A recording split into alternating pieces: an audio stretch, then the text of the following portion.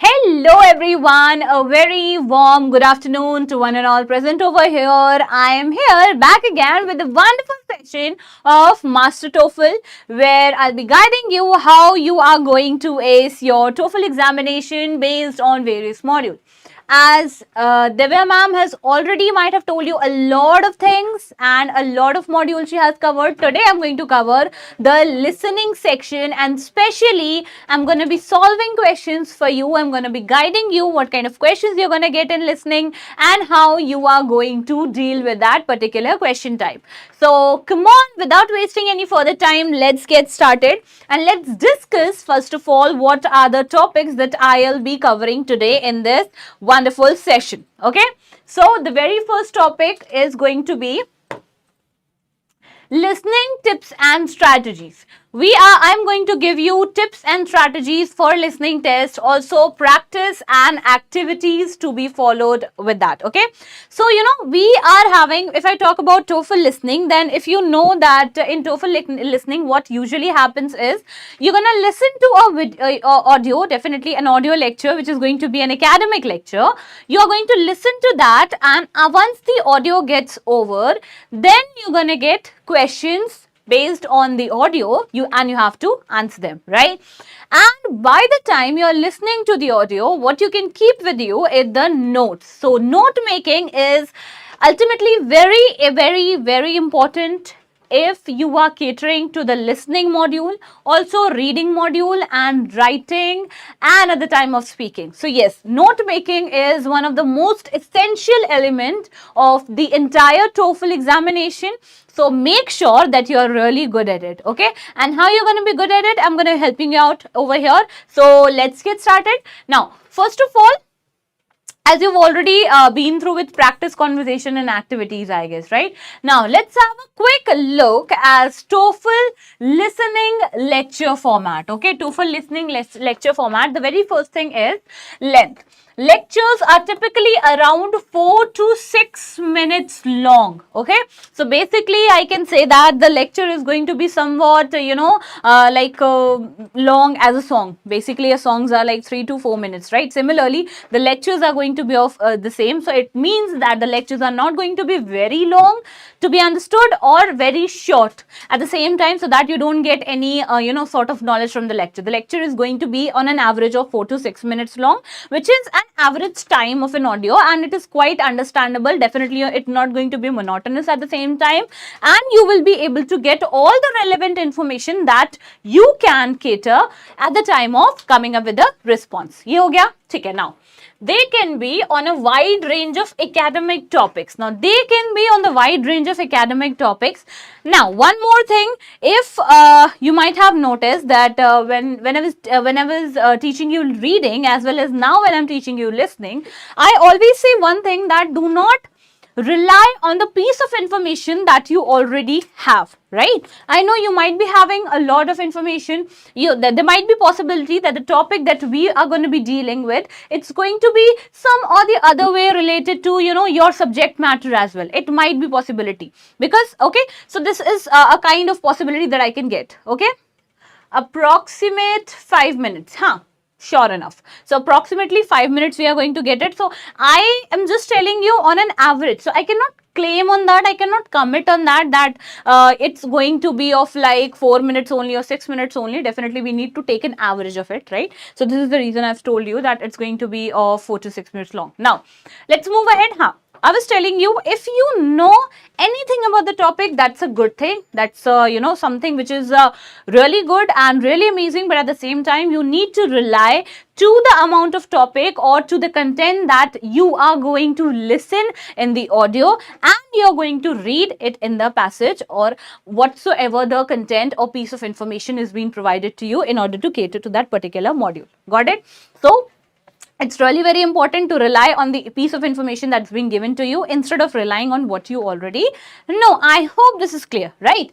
Now, let's move ahead. So, if I talk about the content, the lectures often resembles university lecture and can include complex vocabulary, various academic concepts and detailed explanation, right? These are the things. Now, they may also incorporate examples, comparison, and other rhetorical devices. So, what are the things they might include? They're going to be including what?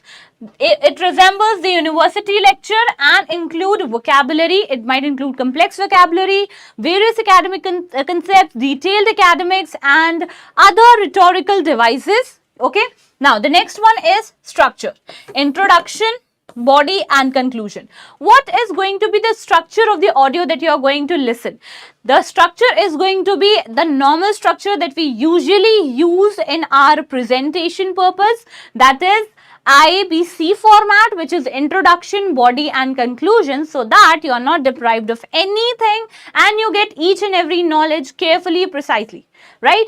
Brief overview of introduction of the topic you're going to be getting. Detailed discussion, which may include a definition, examples, elaborations, explanations, and all sorts of information that is important for you to take into consideration, prepare notes, and come up with the response, right? If I talk about conclusion, summary or a wrap up of key points. So you're going to get a summary or a wrap up of the key points you might encounter at the time of dealing with the particular module. Got it? Fair enough?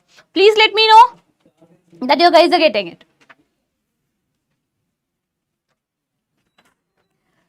Got it? Shall we move ahead? Chalo. Now, so in total, what I got to know is what you are going to get. First of all, what is going to be the length of the lecture? Around 4 to 6 minutes long, approximately 5 minutes on an average. Majorly, this is what happens.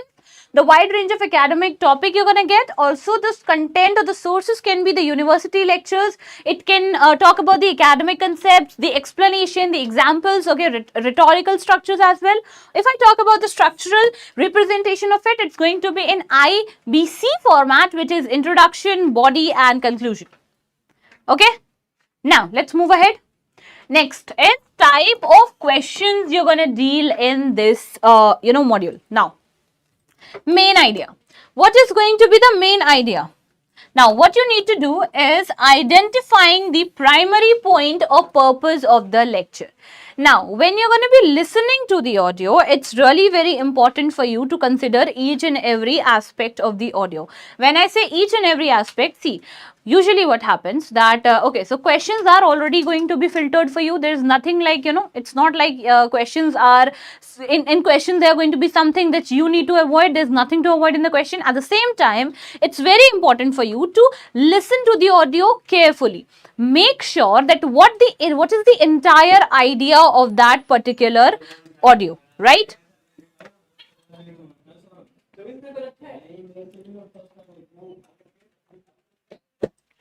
Got it? Now, okay. Now, next, understanding specific details of facts presented in the lecture. Now, what's next? You need to make sure that the detailings, it should be understanding specific details of facts presented in the lecture. For example, if in the audio, the speaker is talking about a particular topic, okay? So, what is the theme of the topic? Why the speaker is talking about that? There might be certain reasons why the speaker has taken up this topic and talking about this particular subtopics and these categories, right? So, it's really very important for you to note that how you are going to deal with that particular piece of information. What are the things that you need to note it down for you, and what are the things that you don't need to note which are irrelevant to you? Right? So, yes. Now, what's the next thing? Inference. Inference means meaning. Drawing conclusion. Drawing a meaning out of it. Drawing conclusion based on the information provided. So, you need to draw conclusion based on the information that is being provided. Why the author is or the speaker is talking about, why the speaker is talking about that particular person? What is the purpose of it? What are the examples? Is there any justification given? Is there any explanation given to that? If yes, then what are the things that is referring to a certain piece of information? These are the things that you need to make sure you can take it into consideration. Okay, chalo. Now let's talk about function. Understanding the function of a certain information or segments within the lecture. Right. Now, organization, recognizing how the lecture is structured and how certain points relate to each other. Let's talk about the question format. Multiple choice. Okay, so you might encounter multiple choice question. Basically, there is going to be a theme question followed by the multiple bullet pointers or a certain, numbers with pointers in it, and you have to choose one which is going to be correct. Okay, first. Second, summarization. Choosing the best summary of the lecture from several options. Okay, what's next? Note taking. Completing information or filling in missing parts based on the lecture content. So, here are the question format that you might encounter in your TOEFL listening module. Got it? Fair enough, clear? Shall we move ahead? Now, let's talk about the next one. Tip 1. So now I'm going to be talking about the tips, how we are going to cater to this particular question type, how you're going to cater to this particular module, and how you're going to be solving it. Now first, familiarize yourself. Know that lectures will cover various academic topics and can include complex information. This line is telling you that be ready, for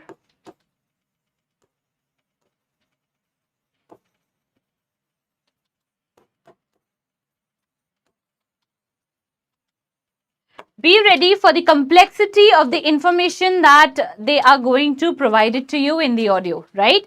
Now, because of this, what action that you need to take is identify the key elements. You need to identify what is going to be the key element in the lecture.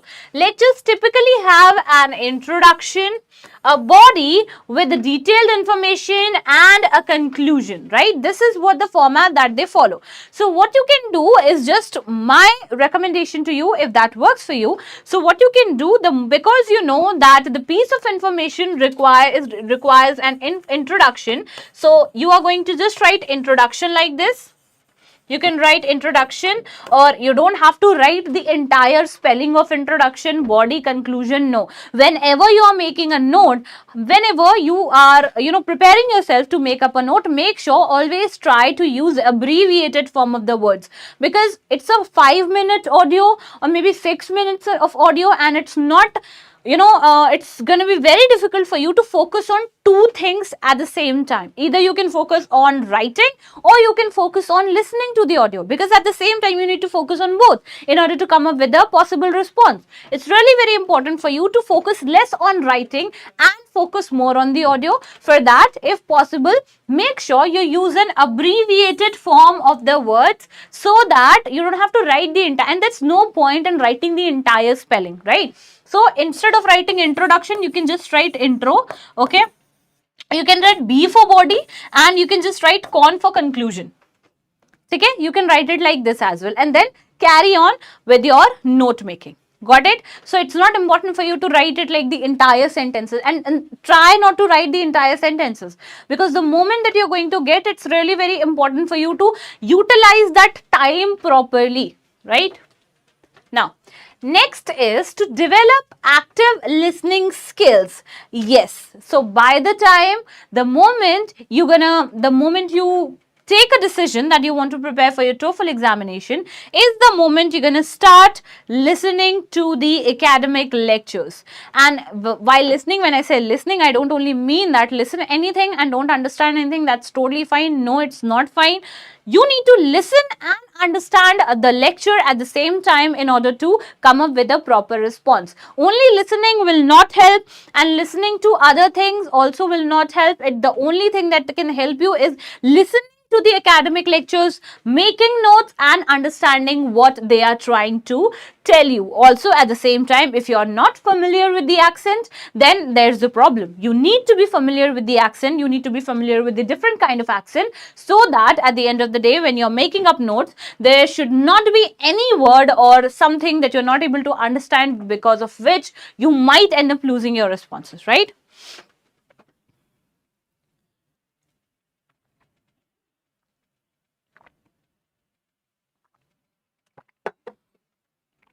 Yes. Got it? Now, engage with the material. So what you have to do, you have to engage with the material. What do I mean by material? It means the audio, right? Predict what might come next and stay mentally active throughout the lecture. Even a slightest second of distraction or lack of concentration can lead you to, just miss out something which is very paramount in the entire audio. So make sure you take in consideration the each and every aspect that is being presented in the entire audio. Also, it's really very important for you to consider everything what's there in the audio, and that's only going to be possible when you're going to listen the entire audio with proper and 100% concentration. So yes, it is important, and when I say it is important, it means it is important. So do not take a chance on that. Now, paraphrase and summarize. As you listen, try to mentally paraphrase or summarize key point to reinforce understanding. Okay, so whenever they say something, okay, so they might say it in a complex manner. So if you're able to understand, just paraphrase it in a simple language so that it becomes easy for you to cater to the question that's going to be coming next. Okay? Now, use abbreviation. This is what I told you. Develop a system of abbreviation and symbol to take notes quickly. So, when I say symbol, and for example, if the audio is dealing with dollars, you can just mark it like this. And if they are talking about and, so if you want to write and in your note making, you can just write simply like this instead of writing the entire spelling. If you're talking about government, so you can just write it like this, or you can say if we're talking about, at the same time, intro that I told you, intro, B for body, conclusion, like this. So you can definitely do this, but at the same time, make sure you are able to understand your writing when you are coming up with a response. Getting it? Just because when I say that rough note making should be there, I actually don't mean that write something which is not understandable to you only, right? So make sure your writing is clear. Even if you're writing even if you're mentioning very minimal information, like very minimal information, still you should be presenting it in such a manner that it is understandable to you eventually, right? Chalo, now. Highlight key pointers. Focus on main ideas, key details, and any examples or explanation that is being provided to you. Organize your notes. Structure your notes to reflect the lecture's organization, example, main ideas, and supporting details. This is what I told you. Always make sure the notes that you're making, it should be in a sequence.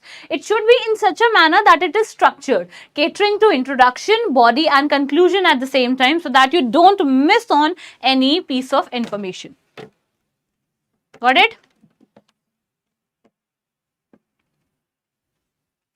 Now, let's talk about the next one, main ideas. Pay close attention to the main pointers of the lecture.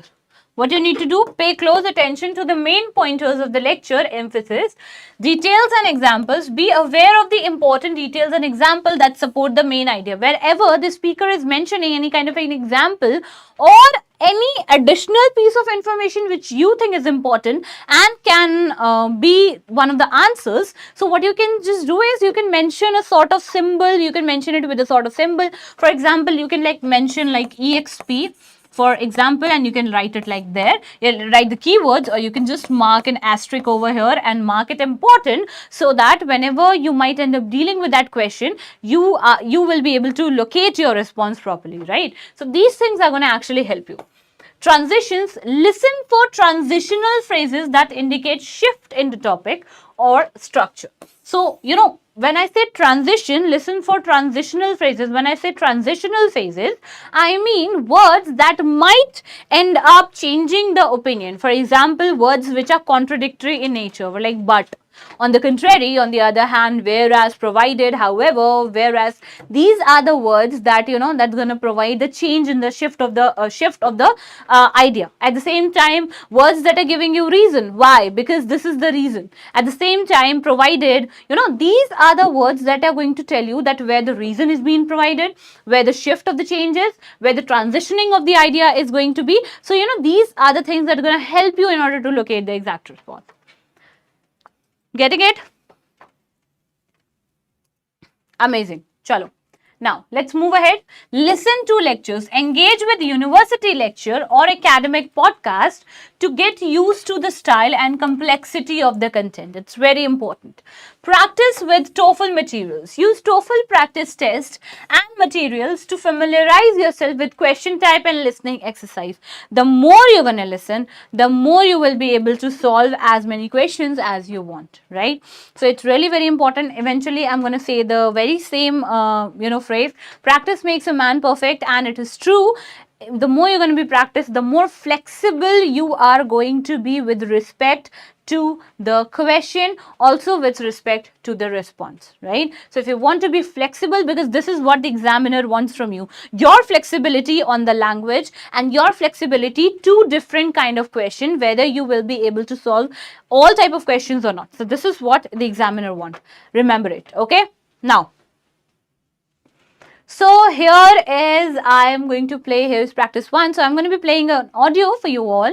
You are going to listen to an audio. It's going to be an academic lecture and it's going to be on philosophy ethics. So yes, you're going to listen to a lecture and make sure you prepare notes, and this is how you're going to get in your real-time examination as well.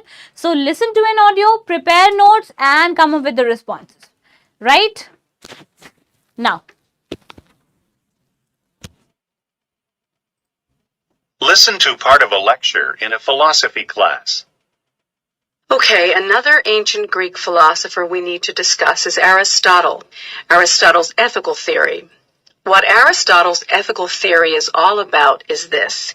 He's trying to show you how to be happy, what true happiness is.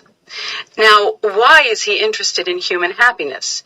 It's not just because it's something that all people want or aim for. It's more than that. But to get there, we need to first make a very important distinction. Let me introduce a couple of technical terms: extrinsic value and intrinsic value. To understand Aristotle's interest in happiness, you need to understand this distinction. Some things we aim for and value not for themselves, but for what they bring about, in addition to themselves. If I value something as a means to something else, then it has what we will call extrinsic value. Other things we desire and hold to be valuable for themselves alone. If we value something not as a means to something else, but for its own sake, let us say that it has intrinsic value. Exercise. There may be some people who value exercise for itself, but I don't. I value exercise because if I exercise, I tend to stay healthier than I would if I didn't.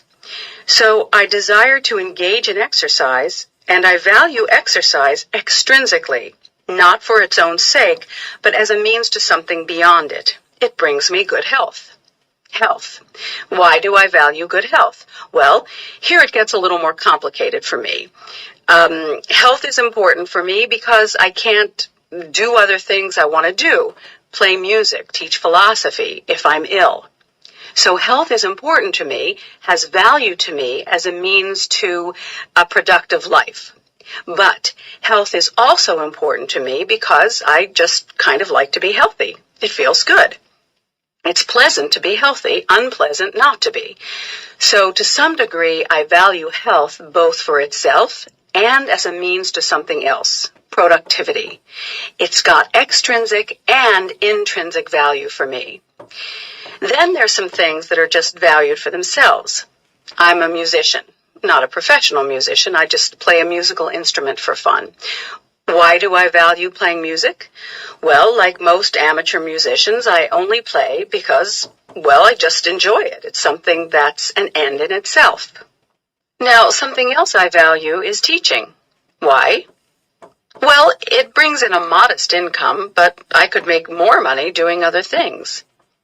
I do it even if they didn't pay me. I just enjoy teaching. In that sense, it's an end to itself. But teaching's not something that has intrinsic value for all people. And that's true generally. Most things that are enjoyed in and of themselves vary from person to person. Some people value teaching intrinsically, but others don't. So how does all this relate to human happiness? Well, Aristotle asks, is there something that all human beings value, and value only intrinsically, for its own sake and only for its own sake? If you could find such a thing, that would be the universal final good, or truly the ultimate purpose or goal for all human beings. Aristotle thought the answer was yes. What is it? Happiness. Everyone will agree, he argues, that happiness is the ultimate end, to be valued for itself and really only for itself. For what other purpose is there in being happy? What does it yield? The attainment of happiness becomes the ultimate or highest good for Aristotle. The next question that Aristotle raises is, what is happiness? We all want it, we all desire it, we all seek it. It's the goal we have in life. But what is it? How do we find it? Here, he notes, with some frustration, people disagree. But he does give us a couple of criteria or features to keep in mind as we look for what true human happiness is.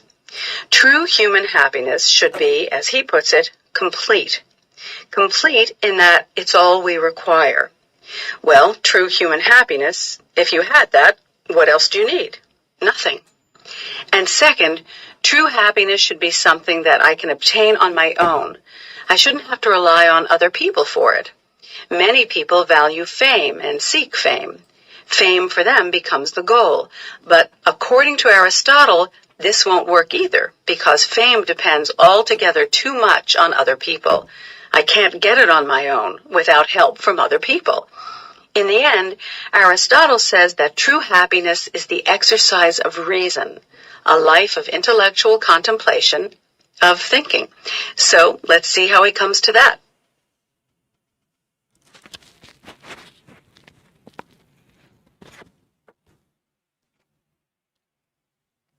Got it? So far, I think that you guys might have prepared notes. So I've shown you something, like they were talking about extrinsic and intrinsic value. So what I did, like you just divided it into two parts, which is talking about intrinsic value and extrinsic value. And here the speaker had talked about multiple categories, which he has put into into these two categories. What are the activities that she find intrinsic, having an intrinsic value or an extrinsic value, right? So this is how you can provide. Also, you might have noticed that the entire Aristotle theory was based on the happiness. So you can also prepare notes with respect to what the Aristotle theory talks about. What are the study that they talks about, right? So now let's have a quick look at the questions. Okay, so here is the first question. What is the first question saying? First of all, what is the main purpose of the lecture? Of the entire academic lecture, what is the main purpose? To illustrate the importance of extrinsic values? No, because the entire lecture was talking about extrinsic values, also the intrinsic values. It means it also includes intrinsic values, so we cannot entirely relate to the extrinsic value and especially the importance of intrinsic value. Got it? Next, to explain Aristotle's views about importance of teaching? No, it was the view on how people can be happy, how fame can work as a part of happiness, how extrinsic and intrinsic values can be defined. So definitely this is not the view of Aristotle, definitely. Okay. To explain why people change what they value? No, it is also not the case, because definitely the entire lecture was based on certain topic which was known to us. So let's listen to this. To discuss Aristotle's view about human happiness. Exactly. This is going to be the response, because in the entire lecture, the speaker has talked about the Aristotle's views or claims about what is human happiness, why it is important, and what are the reasons that can lead to a happy life. Okay, now next question. Okay, amazing. The professor gives example of things that have value for her. Indicate for each example what type of value it has for her.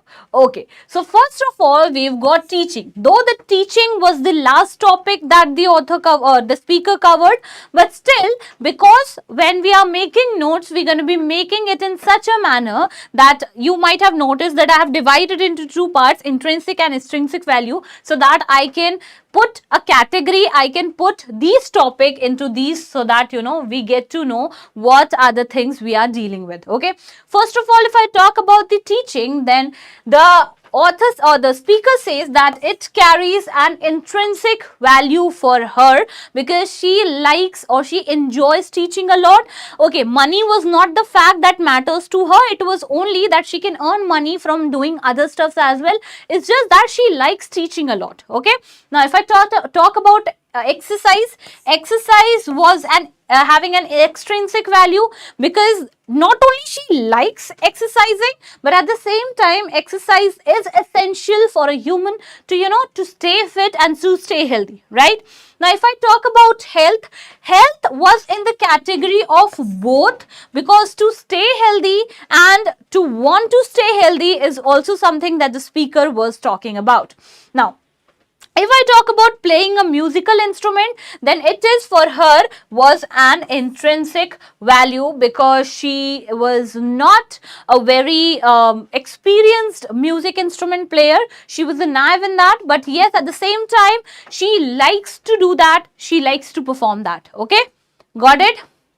Now, why happiness is center to Aristotle's theory? Why it was the center to, or why happiness central to Aristotle's theory? Now, let's understand this. So, first of all, let's read the options. Because it is so difficult for people to attain.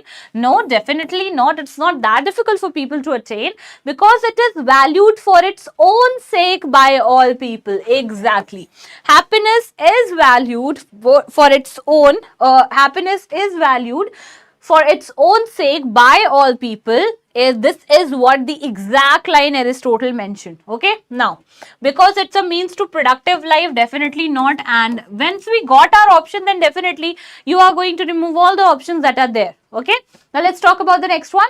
According to the professor, why does Aristotle think that fame cannot provide true happiness?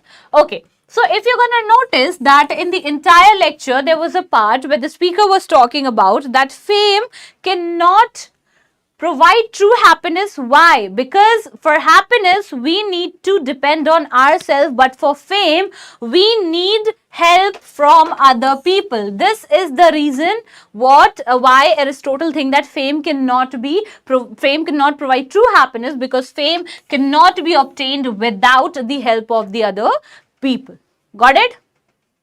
Now, listen again to the part of the lecture, then answer the question, what does the professor mean when she say this? Now, listen to it carefully and answer the question.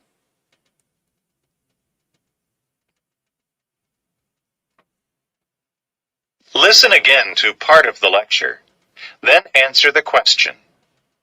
Now, something else I value is teaching. Why? Well, it brings in a modest income, but I could make more money doing other things. What does the professor mean when she says this? Well, it brings in a modest income, but I could make more money doing other things.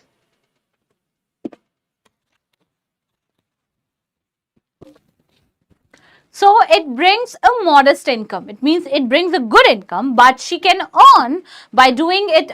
If money was the matter for her, then she can just earn it from doing any other thing. Why only teaching, right? So the fact is, what is the exact reason for the speaker to mention it over here? Now let's see. Teaching is not a high valued profession. Definitely, this is not something that she meant, because she was valuing teaching a lot in the entire. She valued teaching a lot in the entire audio or the lecture. She may change professions in order to earn more money. As I have already told you, money was not her concern. She liked teaching a lot. So the reason she's a teacher has a little to do with her salary. Exactly. This is the reason, and this is the exact answer where we are going to mark it. Done? Now, with this, let's move ahead. Okay, here are the answers for you. Okay. Now, with this, let's talk about the another practice test.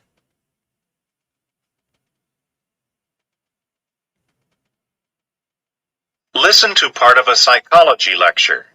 The professor is discussing behaviorism.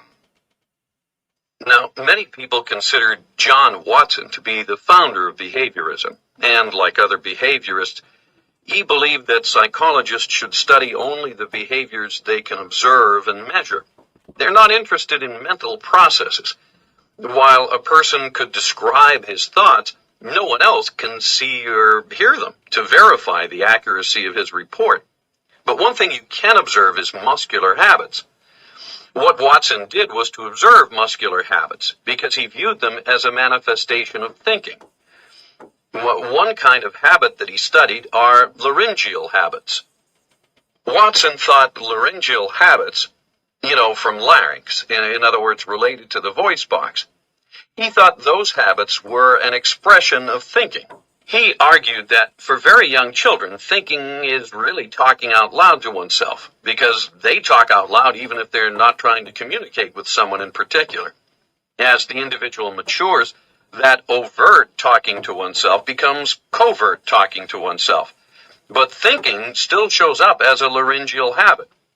One of the bits of evidence that supports this is that when people are trying to solve a problem, they typically have increased muscular activity in the throat region. That is, if you put electrodes on the throat and measure muscle potential, muscle activity, you discover that when people are thinking, like if they're diligently trying to solve a problem, that there is muscular activity in the throat region.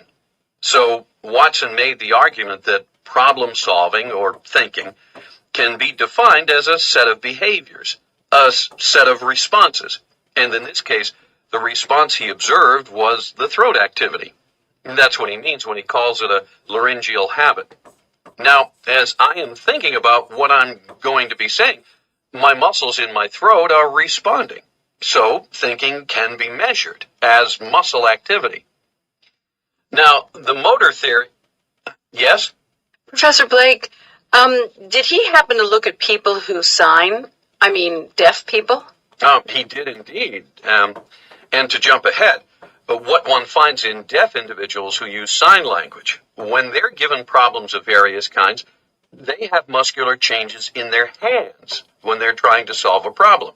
Muscle changes in the hand, just like the muscular changes going on in the throat region for speaking individuals.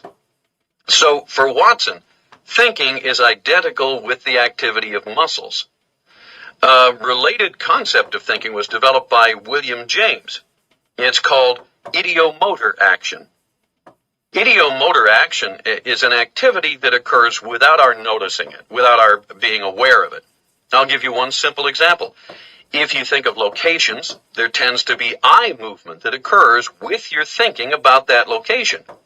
In particular, from where we're sitting, imagine that you're asked to think of our university library.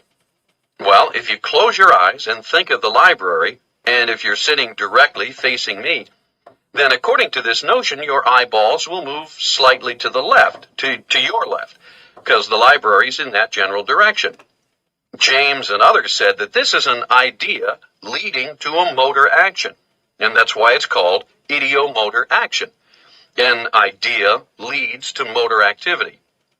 If you wish to impress your friends and relatives, you can change this simple process into a magic trick. Ask people to do something such as I've just described. Think of something on their left. Think of something on their right. You get them to think about two things on either side with their eyes closed, and you watch their eyes very carefully. And if you do that, you'll discover that you can see rather clearly the eye movement. That is, you can see the movement of the eyeballs. Now, then you say, think of either one, and I'll tell you which you're thinking of. Okay, well, Watson makes the assumption that muscular activity is equivalent to thinking. But given everything we've been talking about here, one has to ask, are there alternatives to this motor theory, this claim that muscular activities are equivalent to thinking? Is there anything else that might account for this change in muscular activity other than saying that it is thinking? And the answer is clearly yes. Is there any way to answer the question definitively? I think the answer is no.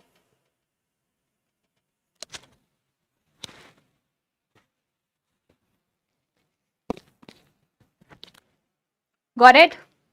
So as of now, you might have got how you are going to mark the notes and how you are going to listen to the response. Now let's move ahead and let's see what are the answers of the questions we are going to get. Okay. So yes, what is the professor mainly discussing? So majorly what you have noticed is like the very first question of each and every kind of question is majorly dealing with the overall idea of the lecture, right? So you need to first of all mention this into your note making, that what is the overall idea, what is the overall topic the speaker is trying to talk about. Okay. Now let's listen. To the development of motor skills in children, no, definitely not. It is the part of lecture, but not the entire lecture was based on this. How psychologists measure muscle activity in the throat, no, definitely not. How your throat respond to the muscle activity and thinking, right? This was the thing. A theory about the relationship between muscle activity and thinking. Yes, this is the exact answer or the response of which the entire thing or the entire lecture was based on, right? Okay, now let's talk about the next question. Okay, what does the professor say about people who use sign language? What does the professor say about the people who use sign language? It is not possible to study their thinking habit. Definitely not. It is possible. They exhibit laryngeal habit. No, definitely not. Now, the muscles in their hands move when they solve problem. Exactly. This is something that I've already marked in my notes. Just have a quick look so that you get to know. Okay. Now, next one, what point does professor make when he refers to a university library? What does he make? It was an activity done, right? A study on the problem solving took place there. Definitely not. The students should go there to read more about behaviorism. No, it was an activity. Students' eye will turn towards it if they think about it. Exactly. So what does the lecturer, what does the speaker say? He says that whenever you think about something and whenever you're going to close your eyes are going to move according to the location of where that particular thing is located, right?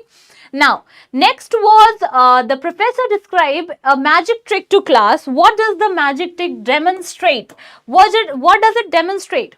First of all, an action people make that they are not aware of. Exactly. This is what the speaker said about that. You play a magic trick on the people because this is just a logic and a science to which you can convert it into a magic trick and play it to the person and talk to them and ask them, think about anything that is being kept on the left or the right side of them, and you can name them so that they're gonna think that it's a magic trick, but you can just notice their eyeball moving from here and there, locating that particular object, right? Now, next one is, what is the professor's opinion about motor theory of thinking? What was the professor's opinion about this? Most of the evidence he has collected contradicts. No, definitely not. It explains about adult behavior better than it explains child behavior. No, there was no comparison.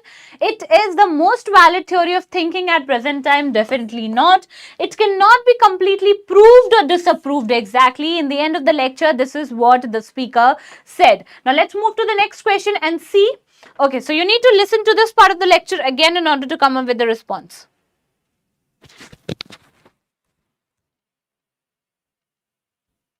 Listen again to part of the lecture, then answer the question. Watson thought laryngeal habits, from larynx, in other words, related to the voice box. He thought those habits were an expression of thinking. Why does the professor say this? From larynx, in other words, related to the voice box.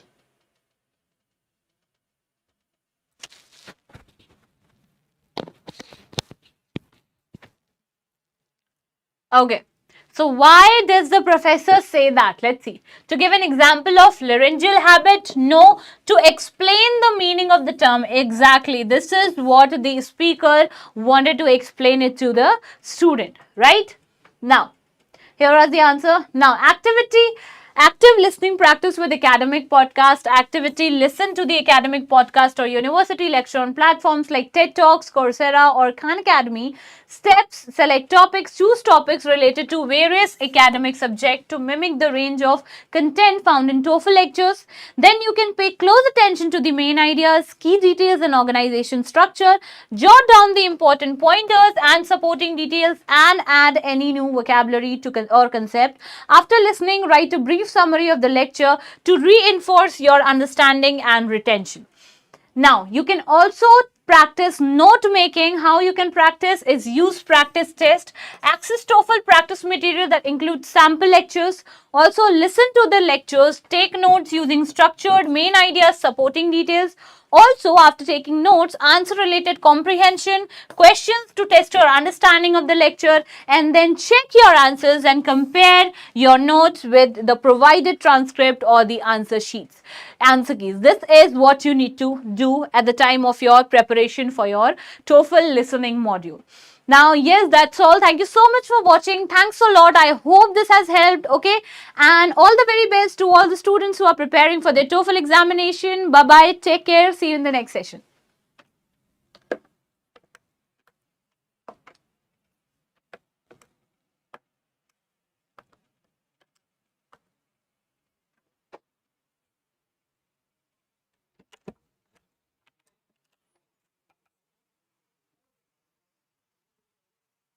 Good.